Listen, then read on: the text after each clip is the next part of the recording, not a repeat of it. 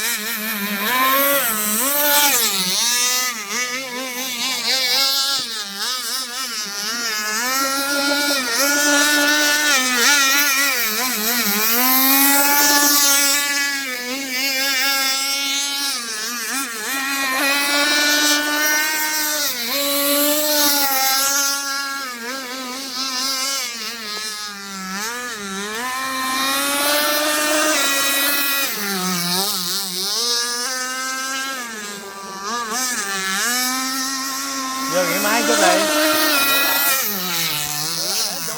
Để đủ xuống nữa đủ phải luôn chạy hoài chặt. Hai. Đủ xuống đâu. Tắt ê rồi từ. Đồ hoài chặt.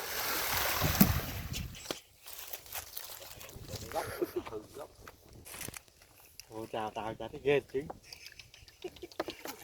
Khỏi nó pha với tao vô mặt. Đang sầu quá. Ý mà lúc bê bùa lại nha, ghê không? Không bùa lại chạy biết nào hư hiểu không? Đấy. Tốc độ này không bằng tốc độ của hổng. Vậy được rồi, không phải tốc độ của ẩn cái hồ này Canh lớn chưa lên rồi, tôi canh lên 5 em rồi. Chứ đâu cũng mẹ không canh lên 5 em chạy đây chú có đứng cái máy giữa mà lộ á. Sức người